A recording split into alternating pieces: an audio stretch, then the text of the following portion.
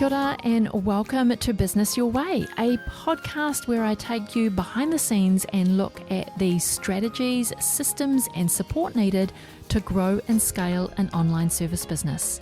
One that not only supports you and your family financially, but one that gives you the freedom to live the life of your dreams. I'm taking the many lessons learnt over the last 2 decades of running my own business and working with hundreds of clients to bring you what's working now conversations. I'm pulling back the curtain to bring you real stories from real people, including myself. We're going to talk about everything from how to get clarity on your vision, creating systems so you can automate and delegate, how to hire a kick-ass team that creates raving, returning and referring clients. We're even going to talk about how to kick those limiting beliefs to the curb so that you can flourish in your business. I'm your host, Sandra Julian, an Indigenous mama of 3, fashion-loving sewist and business strategist. Each week, I want to help you dream big, plan well, and do the work to grow and scale your business your way. Hey Sarah, welcome to the Business Your Way podcast. Lovely to have you here. To start off, I would really love for you to introduce yourself because I can never do justice to anyone's bio as well as they can themselves. So I'd love for you to introduce yourself. Tell us a bit about what you do, who you serve, and how you make your moolah. Yeah. Hi, everyone. Thanks for tuning into this episode. My name's Sara. I am a nonprofit burnout, a digital strategist, and also the 40th certified Notion consultant in the entire world. So I've kind of lived a lot of lives in the past 10 years. But my journey really started in the nonprofit space. And very early on, it was clear that the nonprofit I worked at didn't have systems. And so that was kind of my first introduction to the importance that systems will make or break a business. The nonprofit I worked at, we owed tens of thousands of dollars a quarter because we didn't have a system in place. And so through that experience, I really fell in love with the way that data can really help us tell our stories in a quantitative way while also helping us really connect with the right audience and grow our business. So from there, I had started freelancing, couldn't really find a job, wasn't really sure where I wanted to go. It was the job I had, I kind of just fell into. That's kind of a consistent pattern in my career is just, I'm very much a yes person as long as things, sit in my values and don't make me feel odd. And so I very much am always like, yes, let's go. Like, let's get this experience.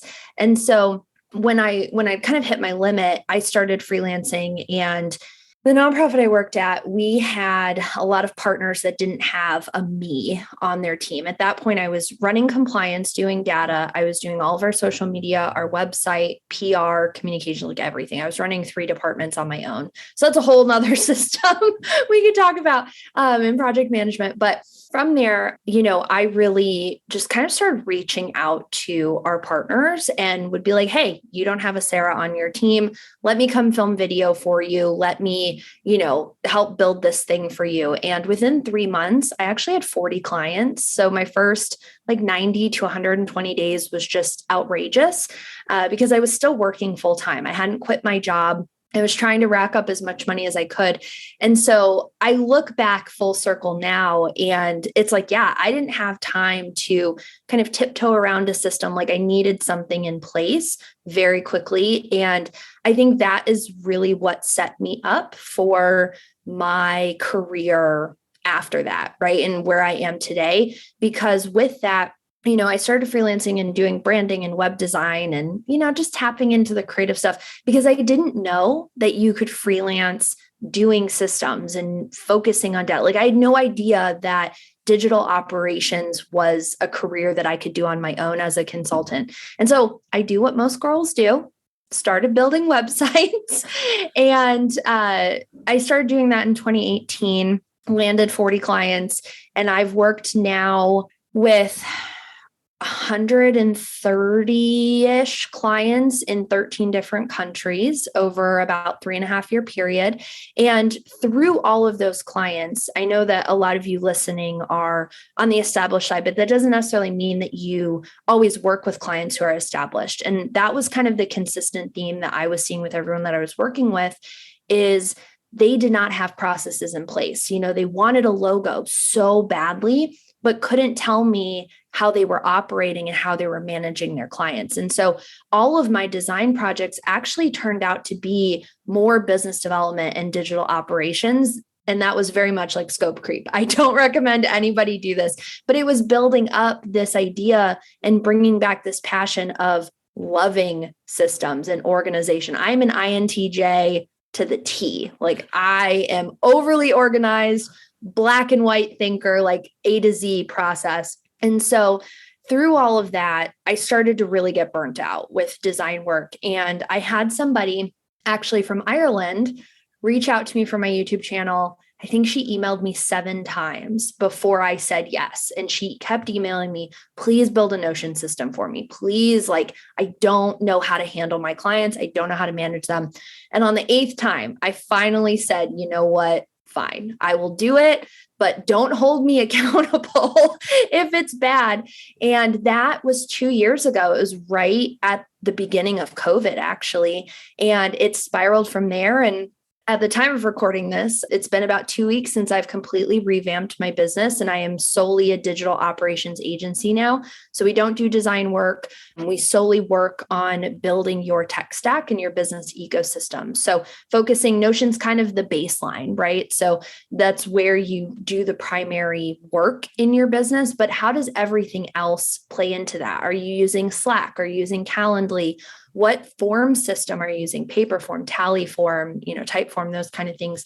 So I really come into small teams. That's my specialty, people of 15 and under as a team, and really sit with your processes and say, okay, where are the gaps at and how can we fill them, but fill them productively? And something I'm really proud of is since the start of my career 10 years ago, I've helped small teams and organizations save over $1 million in operating costs due to human error based on automation setup, system setup, all of those things. So that's a really, really quick overview. I'm excited to dive deeper, but that's a little bit about me. I think everything comes full circle.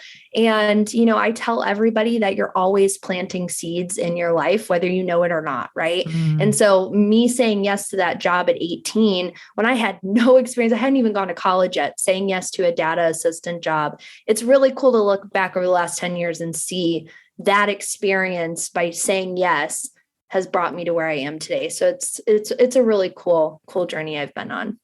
And we always say, don't we, that action creates momentum. So if you're not sure where you're going, just take one action that will move you somewhere, which will then lead to the next action and the next action. And that will begin your journey rather than sitting in wonderment. Yep. And I always say too, as long as it fits your values and doesn't make you feel weird, why not do something? At 18, I moved cross country by myself for a job. I'd never even been to Austin. I live in Austin, Texas. I'd never been here before. Packed up my little 2-door car, drove 1,800 miles by myself, and I've been here ever since. And it's interesting what happens when you just take a step outside of your comfort zone, what really can happen, not only personally, but professionally as well. There was a number of things that you said that I really want to dive into. So the first one was when you said, you had how many clients in the span of 40, 40 days, 30 days or something like that. Yeah. So talk to me a bit about how that exploded. You said there for a moment, you reached out. So you did some outreach work. Yeah. But was it totally outreach or, how did that explode in such a short period of time? Sure. Yeah. So I think the very clear defining line here is that they were not cold leads. So I have never done cold outreach ever in my business. I've been 100% referral for 5 years now. And so the outreach that I was doing was partners that I was seeing on a weekly basis. So the nonprofit I worked at, we did skilled trades training, so HVAC, plumbing, electrical. So we had a lot of partners with companies in the city locally that didn't have a marketing person. And so very distinctly, we had a client or a partner rather, that became my client that did further electrical training. And I would go and film their competitions. Like they would have these state competitions of wiring and, just like setting a house. And I would go and film that. And it was because I was seeing them weekly at our graduations for our classes. I was seeing them at partnership meetings. I also was on a committee within city council for a long time on master planning and development. And so I knew a lot of people. I had a whole segment on PBS, which is like our government news, local organization type stuff. And I had done an entire segment about women in construction, which really kind of boosted my portfolio unintentionally. And so with those leads, everyone that I had reached out to knew me on a personal basis. And I said, hey, like, this is how I want to grow my portfolio. I already know what you do, what you have to offer. I'd love to come to this event and do it for you. And that, I think I reached out and maybe worked with, it was not more than 5, maybe 3 or 4 clients. And from there, the referral, it literally spiraled. I could not keep up to a point where, I talk about it now because I don't really care a whole lot, but I hated the job I was in. And so all of my freelance work, I was actually doing at my desk at that job. Like I was so organized in my day job that I maybe only had 2 hours of work a day. And then the other 6 hours of my 8-hour work day, I was working on my business. And so that was something I think that really, kickstarted it too, is I wasn't just like tiptoeing. And seriously, that was March, and I quit my day job completely the day before my birthday in October. So I quit within 6 months because I was making more money on that side than I was in my day job. Beautiful. It's always good to, see that it is that referral. I know in my agency, referral is our biggest source of clients, and it's when they see the work that you do. So it's not necessarily just somebody talking about your work, but it's actually when they've seen and experienced your work, then the referrals come. Yep, and the emails that land in my inbox are usually, oh, I saw that you've just done this event and this event. I was really impressed with, XYZ, and I'd like to have a conversation with you about my event. So 99% of the emails that drop into my inbox are of that nature because they've seen our work, experienced our work, or someone has referred. So it's that warm lead referral that just can't be underestimated, I don't think. Yeah. And it's interesting too, a lot of freelancers, designers that I have in my network now and I've mentored and worked really closely with, it's really interesting because there's a constant kind of underlying thing of, well, I've worked with them. Like, why am I going to reach out to this person? Like they've already paid me. That's it.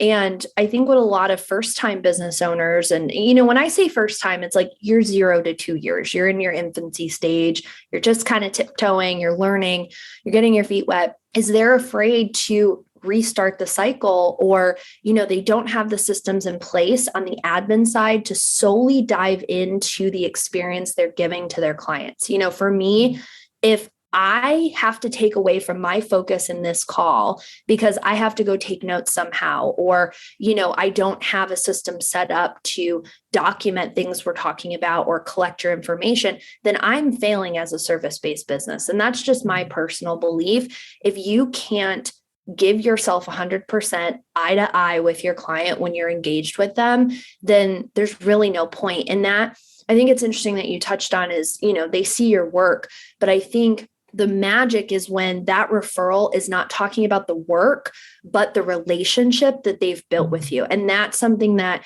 you either have it or you don't. And I know a lot of freelancers, especially, burnt out from COVID, just don't put enough attention to. And I think if people did, they would be much better off, in my opinion. I know that's controversial to say, but, I just, I go out of my way. I talk to my clients regularly. Even when I don't have something to share, I'm still like, hey, how was this? How are you doing? Most of my clients have become my friends because I'm so focused on relationship, not the actual deliverable. And that I think can carry you a lot further with referrals, so to speak. Yeah. And it is about the relationship, because if you have a great relationship with your clients, they will come back and they will refer. Exactly. It's the basis of all good. And if you're smart and you have a referral system in place, which I am more than happy to talk about, you can have them referring people to you before your project with them is even up. And that is a consistent in my business. I have one client that has referred me, probably 18 or 19 clients. Wow. And they were referring people to me before, like within the first 24 hours of working with me, which is kind of insane. And they've become one of my number one partners. That's insane. Yeah. Well, talk to us about the system, the referral system. Talk to us about that. Yeah. So I've really, like I mentioned, we talk about relationships, right? So my model is when the invoice is done, the relationship is not over. So very, high level, my clients, when they finish with me, they're actually required to do a 90-day follow-up call with me. So this is kind of that first touch level with a referral. So from there, in that 90-day call, based on how the project went. So this is the very clear defining line for everyone listening of how you can kind of maneuver this call is if the client was good, but you can't really figure out what you would do for them again. They don't really need you. Maybe you're like, yeah, I love the work, but there were too many red flags. I'm not really sure about it. How you handle this call is, hey, I just wanted to see how the success has gone since we've launched your website, we've launched your, your Notion workspace, whichever service you're doing. Just wanted to check in. How are you? And from there, that's usually when I just make it general. And I'm like, hey, I'm booking for Q3, Q4. If you know anybody who wants to work with me, here are the 3 benefits I give to people who refer. So for that, I usually do a free upgrade on their website. So when I was doing websites, I would move people from Squarespace 7.0 to 7.1 for free after they gave me so many referrals. I've done free design days. Notion, I'll give you free templates, things like that based on how many people you refer. And with a caveat, that client has to sign on. It's not just email introducing me. But then from there, that 90-day call, if you absolutely loved that client, I can work with them long-term. Maybe let's say you did branding for them because that's all they could afford. Now they wanted to have a website. So you use this call to then pitch further work. And it's not to throw them off guard. It's supposed to be a general conversation of how are you doing? How have things been? I was actually thinking this would be so cool to work on together. I know a bunch of times I've done special campaigns for people where I'm just like, oh my God, that would have been so cool to do an Earth Day campaign with their brand. Or, I worked with this STEM organization last year in April, and I actually pitched to do a pro bono fundraiser for them over Thanksgiving. We have I'm sure you've heard about it, the International Giving Tuesday day where nonprofits around the world raise money. And so I actually did a free fundraising campaign for them and helped them raise about $10,000. And so I will pitch things like that. If I'm just let me add value. That's the idea with this call is how can you, now that you've proven yourself, add value further to that client? And, it's totally cool if they say no. There's no harm, no foul, but you already have that warm lead. You already have established that relationship. So why are you focusing on cold leads and cold emailing people on Instagram when you have people in front of you that love you? So that's my referral system. I do have a group. Well, I should say, let me clarify. I'm still in relaunch mode. So my brain, sometimes I forget that I don't have my design business anymore and I'm doing solely systems and operations. But in my design business, I actually had a group of 5 businesses that I considered kind of a board of directors, where for us, it was these 5 people have referred a bunch of people to me. They're people that are in my audience, so to speak, that I really respect their opinion. So when we would go to raise our prices, this was the group of people that I went to. And also when I was booking for the next year, I would say, hey, these are the 5 people that I really want to work with that I know you have a contact at that company. I would love an introduction. And so that's how we utilized our referral system too. And we would meet with that group of people like every 6 months, either via email or I'd get coffee with them. But I think coming from the nonprofit space, I have an organization mind very similar to the nonprofit space, right? You have your executive director, your board of directors, you really, I think, and that's the difference, right? Is moving from freelancing to owning a business and really wanting this business to be sustainable is it's not just your opinion. It's not just what you want. It's what's best for the business. And also having those outside factors be a part of that story and how you're growing. I think a lot of people are like, well, I don't need an investor. It's like, we don't need an investor. You just need somebody that you trust their opinion of having on your business. And that can take you so much further than someone giving you $5,000 to invest in your brand. But that's just my opinion. So I don't know what it's worth, but I do know that it has been very successful for us on many, many levels. So, and it's just the relationships, isn't it? It's just how how it's working for you in fostering the relationships, having close relationships, and seeing where that relationship can be mutually beneficial. Exactly. Yep. Yeah. And, I think too, it also, inclusion and diversity and impact is really important to me.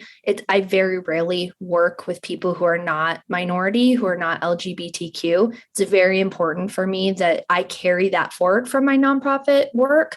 And so, especially here in the States, especially when like George Floyd was going on in the protests, I actually brought somebody into that network, that referral board system, if you will, that was a person of color very specifically to make sure that what we were doing was appropriate, that wasn't, we were not using the wrong language, things like that. And so even taking that step, I don't care if you're $100 million business, being intentional about how you operate, regardless of your incoming dollars, will take you so much farther from a respect level, from even like your clients, when they see, oh, they're choosing to not post this day, or, they're only focusing on this demographic to work with. That says a lot about a company.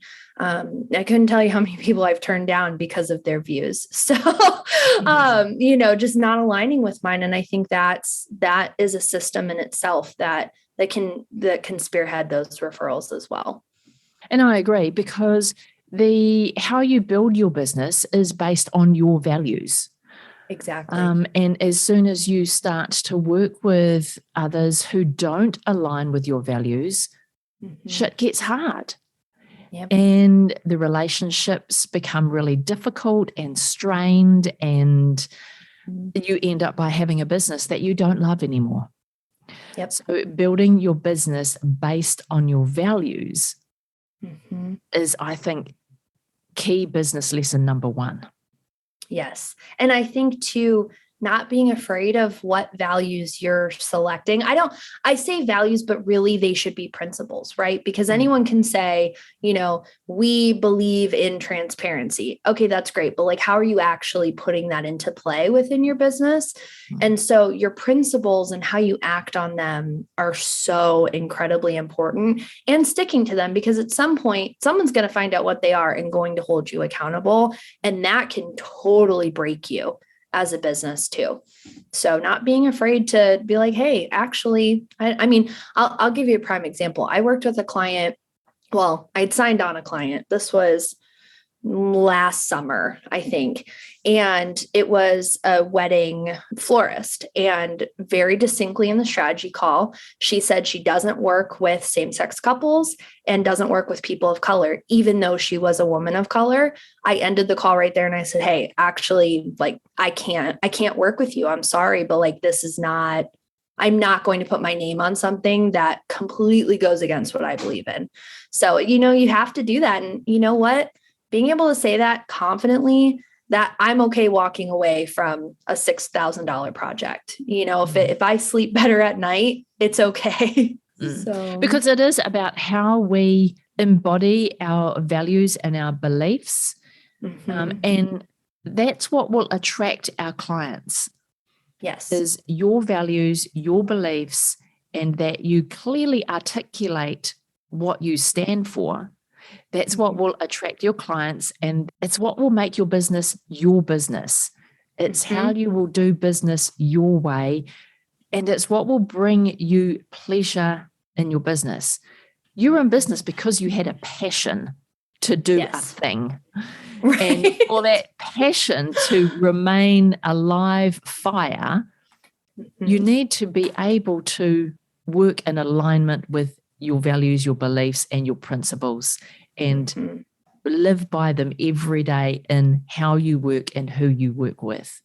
So, for me, that is core to every business. And you will then never get caught out. You will never find yourself in a space where you don't want to put your name to anything. You'll be proud of all the work that you do, and you will be proud for the people that you're working with to shout your name from the rooftops. Exactly. And I think too, with that, there's a certain level of risk that you take in not just starting a business, but how you're choosing to run it. And I think the risk line for me is I'm going to be risky in who I work with and, those choices within my values and my principles. But I want, once you kind of break through that risk and you fit into my mold, the process should be like butter, that I am not a risk factor to then invest in, right? People should not be blinking an eye twice when I send them a $20K invoice because they have already passed through. Yes, they check all these boxes. This is the process. It's straightforward. And that's really what I meant by earlier when I said, people need to get their processes in place so they can spend more time focusing on the experience because they actually become less risky when someone is paying them. And that's one thing you don't want in your business. You can have all the referrals, you can have, the perfect branding, you can have the perfect values and your price points are just right. But if you can't nail down those systems, you are a risk factor and people are going to question paying you till the cows come home every single day. And that's something you don't want as a business owner. So tell me, of all of the systems that you could have chosen to hone in on and specialize in, what drew you to Notion? Yeah. So for those listening, I actually come from the Trello world. I used Trello all through undergrad. I used it at my day job. Before I started my business, I got our entire team on there. And there was always something missing about Trello. It's pretty straightforward, Kanban views, not hard to use. But I hated that you couldn't see a bird's eye view of everything within your system, that you had to remember to click in and see updates, click here to see updates. And so I think I had just really been searching for a new project management tool. I think I was on Google and happened just to fall into Notion. And for someone who is neurodivergent, it was beautiful for me in the sense that I could build it however I needed it. More specifically, having that bird's eye view and breaking things down further. And over time, I think that has stayed as true as it possibly could. Is with Notion, it is an open source platform. And so comparatively to Trello, Monday, Asana, those are all box systems. So those engineers are explaining to you, this is how we built it. This is how you are required to use our system. It cannot change. And Notion on the flip side is it welcomes creativity. It welcomes that risk factor, right? Of this is how I run my business. This is how I think. And it's the first time I think too that I felt for once that a software didn't feel political to me. It didn't feel gendered, right? I don't know if anyone's listening here that maybe feels this way, but as a woman, especially a freelancing female, I feel very pressured to only stay with women. And that was something that I got from the softwares and in the community. And I wanted a place where I could just be creative and feel smart and not feel like I was in competition or better than because I'm using one platform or the other. That is a whole nother argument that I am happy to make all day long. You are not, your software, your tools do not define you, but they can impact your productivity. And so I had really just found it was like 3 years ago now, just randomly in the summer. And I dove headfirst and never looked back. And it's really interesting to think about just when you find something that works for you. I tell everybody, like, you don't have to use what's popular. You have to use what works for you. And if it's not broke, don't fix it. Right.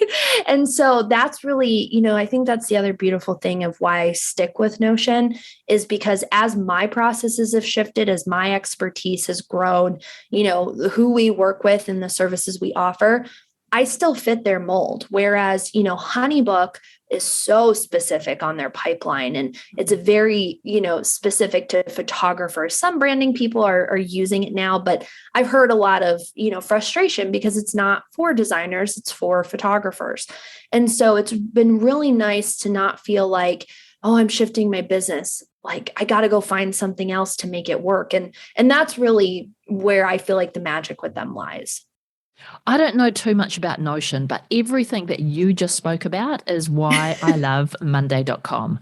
So I fell in love with Monday.com because I could customize it any which way I chose. I can make it do whatever I want, and it just is easy, it's smooth, it's visually appealing, and it makes sense. I mean, the event management space, which is where I'm at with my agency, I've tried all of the project management tools, I'm like, and the one thing I didn't like was being boxed. You have to use it this way. You have to do this and then this and then this, and you can have this column, and this column. I'm like, but I want that column and I want it to say this and I want it to be like that. And I don't want that there. I want it over here. And so when I found Monday, and was able to then go, I can have whatever column I like. They can say whatever I want it to say, and they can automate and do these other things, and I don't have to manually do it. I fell in love. So for all of those things that you just talked about, Notion, I'm like, yes. When you find a tool that works how your brain works, and is easy to use and just changes your world. It's interesting. It is. Yeah. And I think it's interesting. I haven't actually been in Monday. I actually had a client call today with someone who uses Monday who is slowly shifting over to Notion. And so I got kind of a glimpse, but I never played with it. But, when we think about software and education around software, particularly, you only hear what the majority of popularity is saying, right? So in the design space, it's use Asana, use Dubsado. You can use Dubsado because they have forms.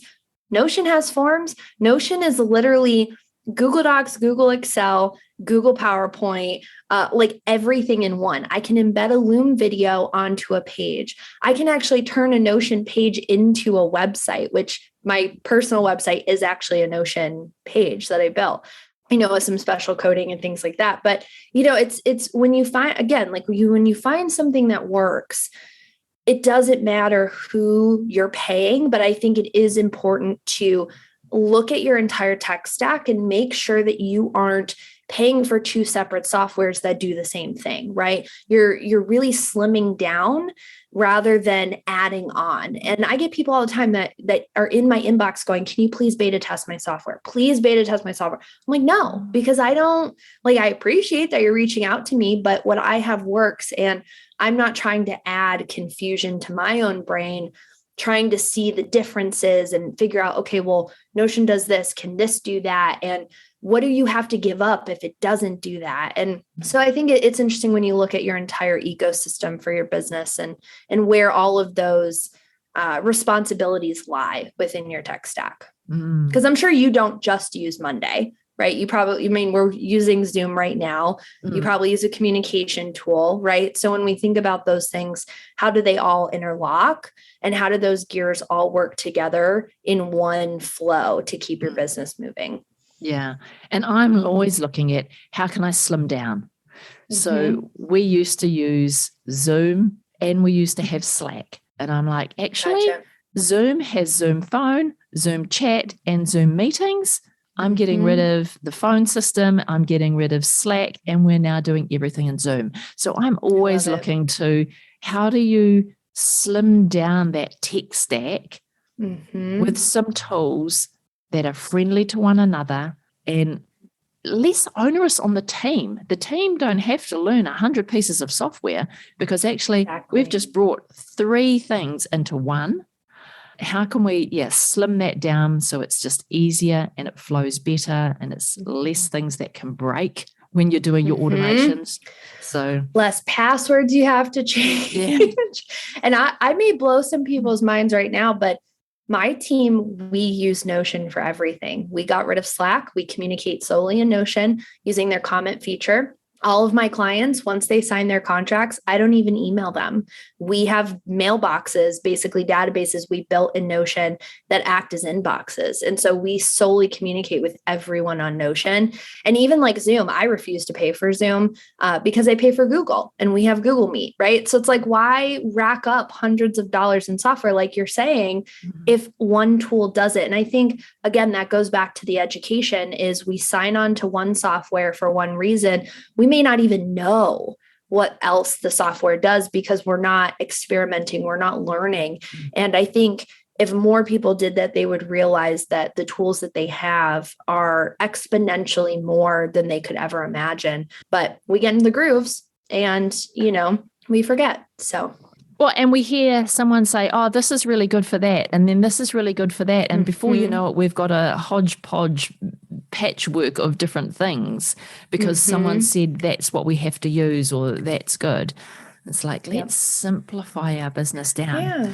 Yeah, like you're not worth any less if you're not using, like the constant argument I heard when I had my design business was I'm not a valid designer because I don't use Photoshop. I don't use I refuse to pay Adobe. Their pricing model is horrible. I hate it. So I actually use Affinity Designer and Canva. Affinity is a one-time $25 buy in the App Store, and it is a verbatim Adobe Illustrator. You don't pay a monthly fee. You can export Photoshop files. And then I use Canva. And last year I made over 150 grand solely on those two. But I'm not valid because I'm not using what the industry is saying. And I think that is what is really cool about being in Web3 right now is you can literally use whatever tool you want and be successful. Again, the tool does not make the creator. The creator uses the tool to push themselves forward. And I just wish more people would listen to that.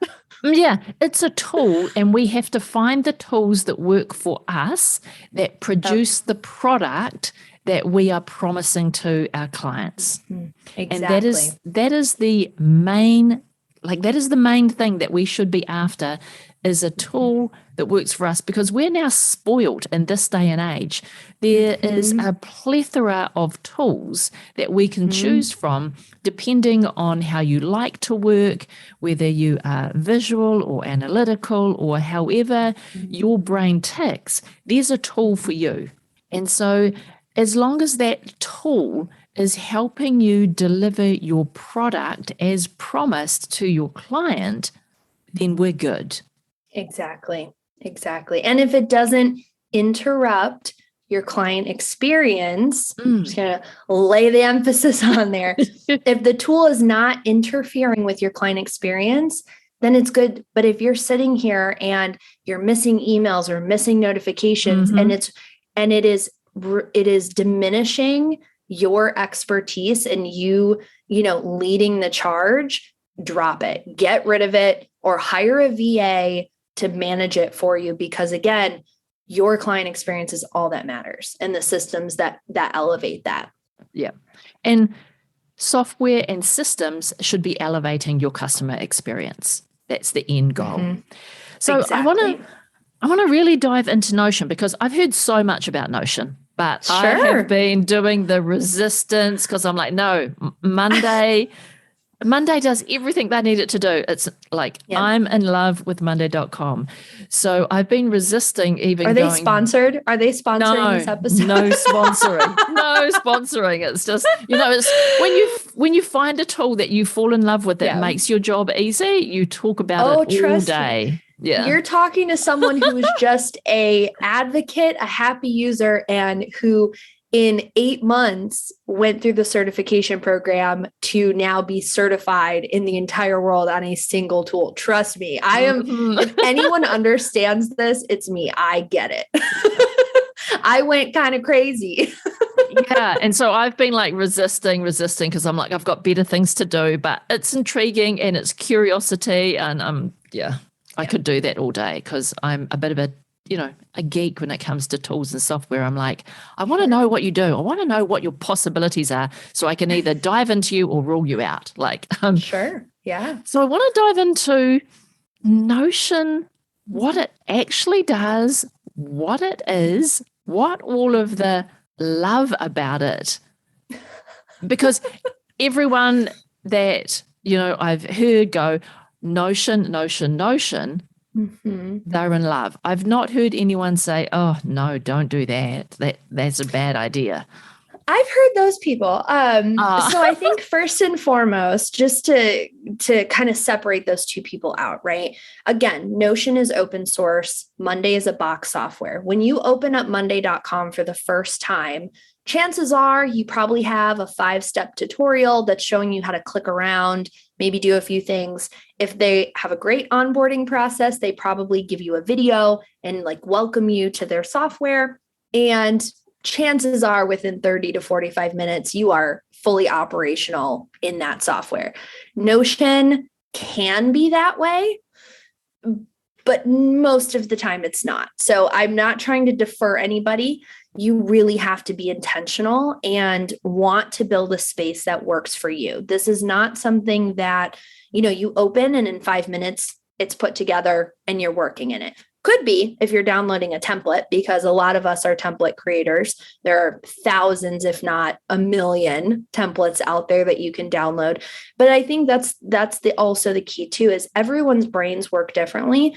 And so you may get a hold of a template for someone whose brain does not work like yours. So you may actually think Notion doesn't work for me because I tried this one template and it didn't make sense. And that's what I tell everyone. So I have an operating system bundle called Notion for Designers. It is a 40 plus template, entire workspace for you that has contracts, proposals, project management, places to upload trainings, to upload designs, to communicate with your team. I mean, it's endless, but if you've never been in Notion and you download Notion for Designers for the first time, you pay for it, chances are you're going to be really overwhelmed unless you watch all my videos. And so because there are so many things you can do in Notion, again, it's a doc. So you can have wikis, you can have pages of just information saved. You can build databases in there. So if you want to have a CRM, you want to track your leads, you want to track your projects. I actually teach a method called annual mapping that it's a name convention system, basically, that allows you to pre-book all of your availability, take vacation, close the office down, and on the flip side, know at all times what services are selling versus what aren't, so you can flip your marketing as well. So you can do all of that in there. Notion is the end all be all, in my opinion, of workspaces, right? So again, you can have, if we're thinking about client management, you have a client portal that you give them all of their onboarding documents. And maybe that's set up as a Kanban view because you want to shift them through things they haven't started, that are in progress, that are completed. But then you have an entire page dedicated solely to Squarespace trainings. So this entire page is just Loom recorded videos. So every single page can have a different format, a different layout based on what you need. But then there's also, there's widgets and things that you can embed. So in my personal dashboard, I don't know if you have a Mac, but I love the screensaver of the big clock, of the analog clock, or I guess, digital clock that like the cards that flip. I have a widget in my Notion workspace of that clock that just sits there and tells me the time. I have a weather widget, so I know at all times what the weather is. So there's a lot of things like that you can do in there. You can embed your Google Calendar. You can upload files directly. You can upload images, audio. It really is an all-in-one platform, but with a caveat, it's a blank page when you open it and you do a / command block to kind of pick what you need. And so there's a lot of opportunity, but it's not a 5-minute setup that I think a lot of people look for in software, right? They don't really set that intention of, I need to make sure this works for my business. I'm just going to pick one and hopefully it works. And then they're miserable. I mean, I can't count on both hands and toes how many people I've shifted from Dubsado or HoneyBook over to Notion, because that's only communication. When you really think about it in a nutshell, like ground level, those tools are solely focused on communicating with your client.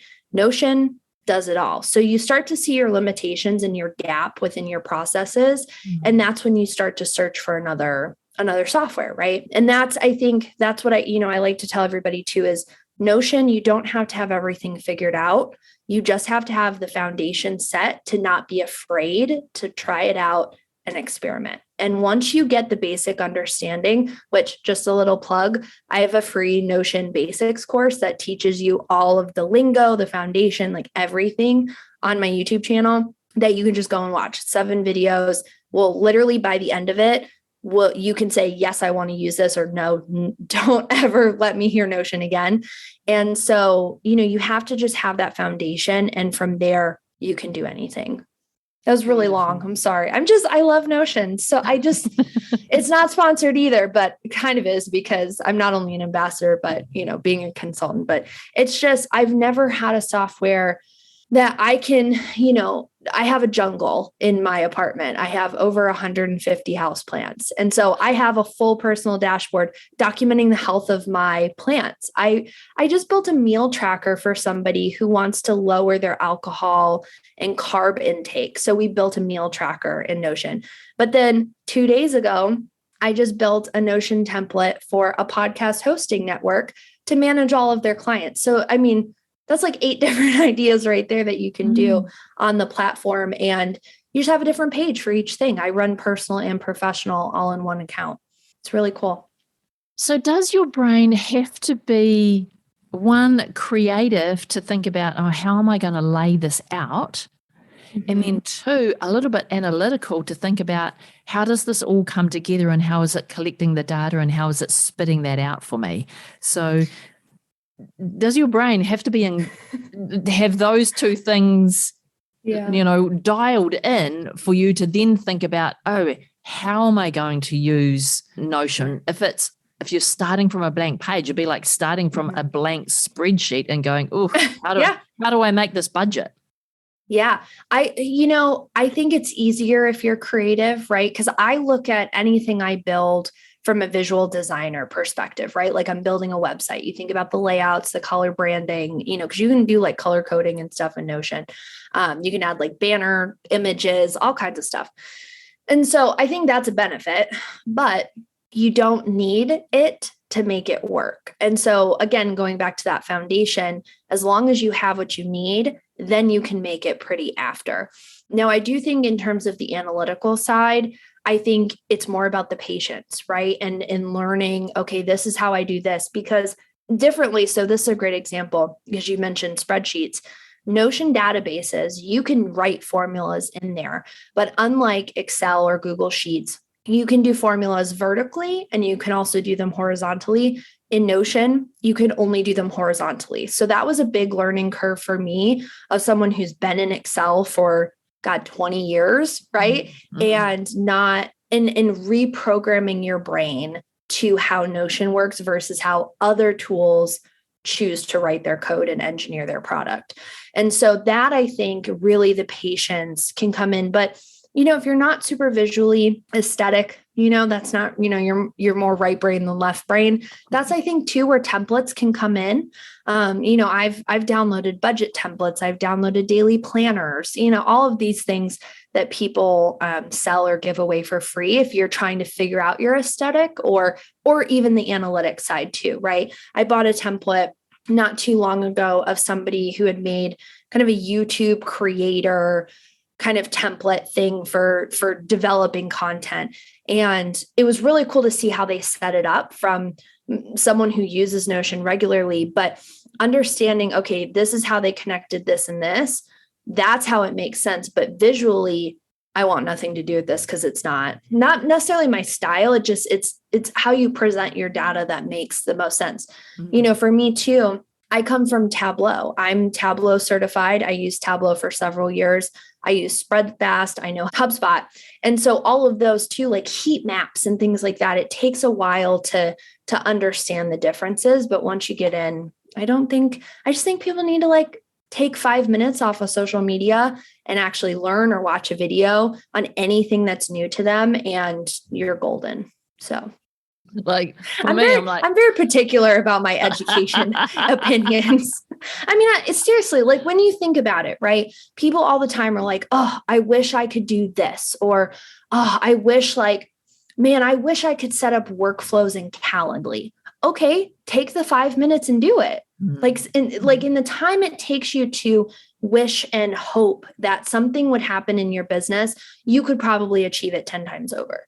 And I think that is the key factor. And I sound like such an asshole right now. I'm so sorry, everyone listening. But, I think that is what makes or breaks freelancers moving into business owners is the intentionality and really where you're putting your time. And a lot of people just don't want to, I hate to say this phrase, but they don't want to do the work in terms of what they need to learn and figuring out what they need to learn and improve on in order to hit that next level. So that's just my opinion. I don't know.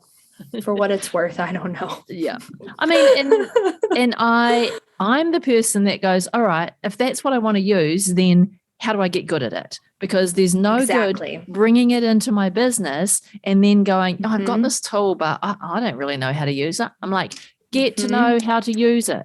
If you're going to invest, that's the difference. Invest.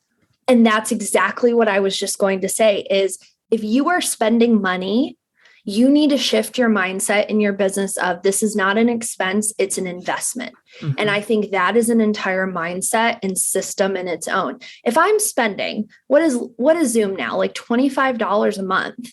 Mm-hmm. If I'm spending $25, anything over $20 a month, you bet that I am going to learn everything I can.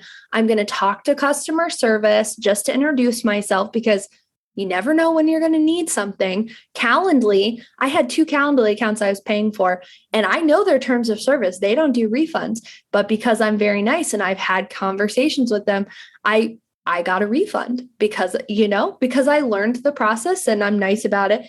But that's really shifting your mindset that what you are spending money on into it is an investment for my business. Mm-hmm. And if you can't justify that, then you probably shouldn't be using the tool at all either. Mm-hmm. There's something that my business coach said to me a couple months ago of does potential equal profit? And I think that is so valid towards systems too, is if this system or software has potential, is it going to make you money? Is it making you money? And if it can't, then why are you using it? Just like me, I hate Zoom. I'm not using it. Why am I going to invest in it? Not an investment for me. It's a headache for me, So I think that can really, really shift the way you look at software, the way you look at your digital operations and your systems, mm-hmm. and really, really build you up and build your team up too, right? Because when you look at something as an investment and you remove that complaining factor from team meetings or whatever, that can really boost your team and your productivity and giving them the option too to say, hey, this software doesn't work for me. I want to use this, allowing them to learn and then teach your team and having that responsibility, I think is incredibly important as a leader, right? Because there's a very high difference between being a CEO and being a leader that I think the learning factor is a huge component of that. So, and as we move from freelancer to small business owner to moving ourselves into the role of CEO and leader of our business, there's a journey that you need to go through. But ultimately, you still have to have the oversight as to the tools and the technology that are in your business. And are they returning the investment?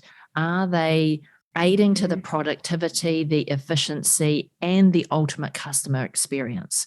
So even though you've moved from the freelancer of doing everything in the tool, I think that is to your advantage once you have begun to build your agency and now you've got a team and now you are in the CEO and you've got oversight of the business, but you're not necessarily in the weeds doing the work anymore. That advantage that you have of understanding your tools and how they contribute to the overall efficiency and productivity of your business will make your profit and your bottom line so much healthier because you have invested your time to understand the tools that make your business work.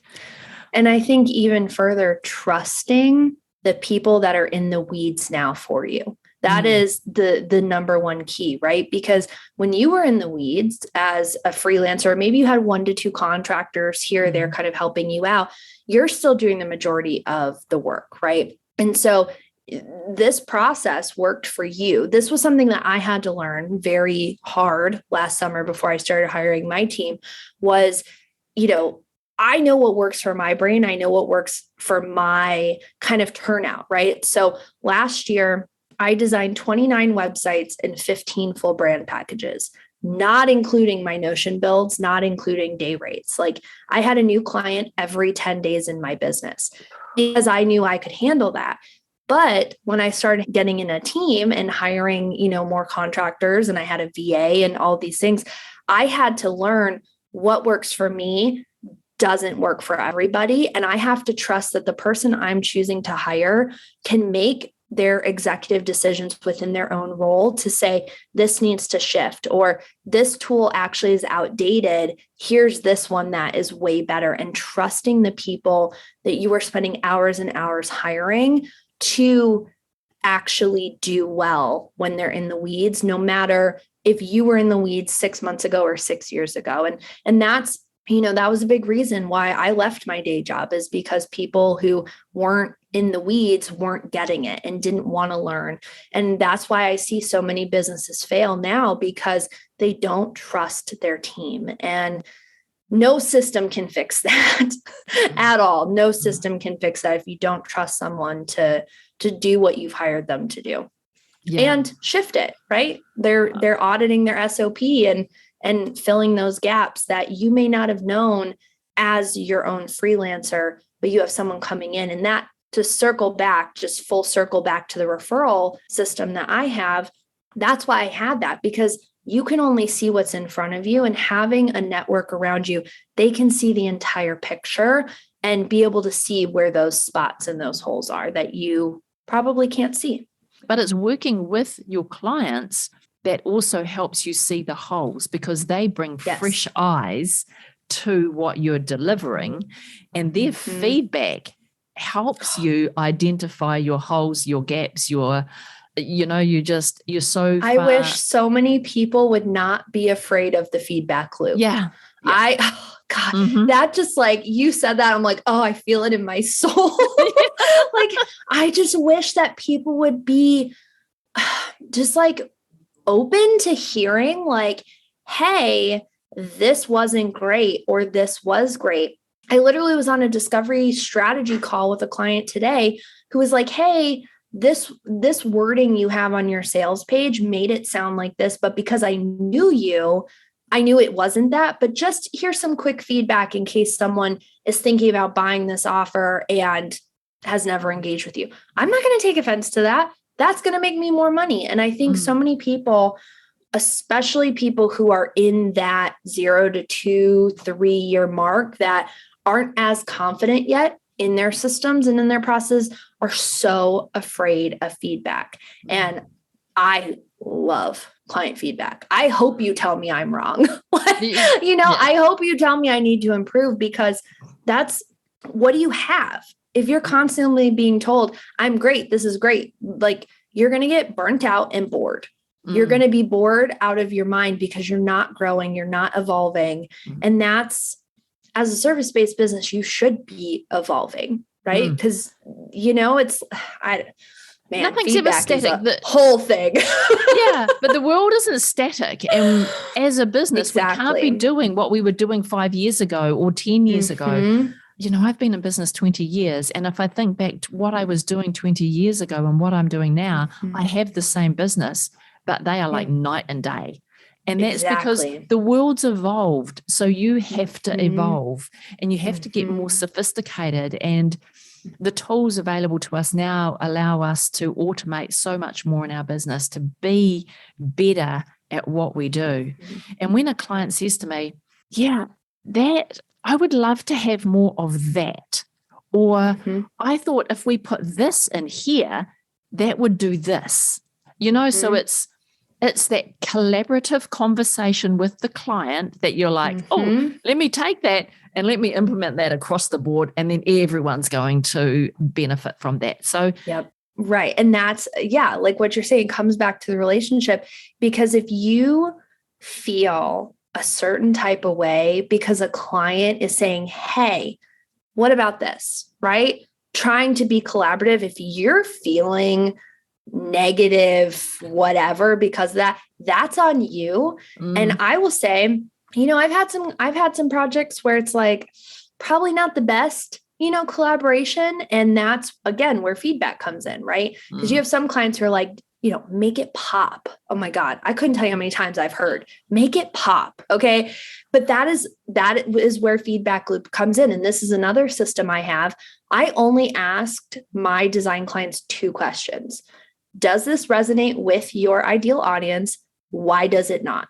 I don't care if you don't like pink. If your ideal audience is working with millennial women, mommy bloggers, you're going to have pink in your brand. Like, it's just a given, right? But, it's so you can only take client opinion so far, but you also have to be willing to have those conversations just so people feel heard. That's all that people want, is to feel included and to feel heard. And if you are being standoffish and saying, I got your strategy, leave me alone, this is what we're doing, I'm making this decision, then chances are you don't have referrals coming in. You don't have that system set up because you're being intrusive, and man, oh man. This is why I don't do design anymore, y'all, because I so many politics, because it's all subjective, right? Like, especially we're talking about collaboration. Art is subjective, whereas digital operations and systems is black and white. This either is working for you or it's not. And can't be like, you can do the design stuff in Notion. I've never actually had a client say they don't like the aesthetic I've created for them or like the layout, but past that, it either works or it doesn't. And that's it's the functionality. Key right there. Yeah, exactly. It's functionality. Exactly. Does it do functionality over fashion? Yeah. But it's functional, and it saves me time, and it helps with my efficiencies, and it gets transparency across the team. That's what we're interested in as business owners, is it creating the efficiencies so my team can be productive, so I can increase my bottom line. Exactly. Yep. Like, done. Done. That's it. Like, and that's how it should be, point blank, Yeah. But man, I mean, and that's how my brain works too, is like, it is either black or white. It will work or it doesn't work. And if it doesn't work, does it need fixing or ditching? Exactly. Yeah. Yep. If you take the noise out and can clearly say something works or it doesn't, then you're good. But if you are distracting yourself by the noise, I like to say, like, the meat and potatoes, right? The juice within that. If you take that out, it either works or it doesn't. But when you add it in, you can be so distracted of, ooh, this is pretty. This is a pretty tool. Or, I feel a very certain type of way about Calendly's new branding. I hate their new branding. I also hate Gumroad's new branding, and I feel very visceral about this, but their product works. So, I may, you take that noise away and it's like, okay, like this is actually a good payment processor. It's a great marketplace to sell. I'm just distracted by all this stuff. It doesn't mean it's bad. So I think that's something that a lot of people, you have to decide for yourself when you're putting your software and your tech stack together. Beautiful.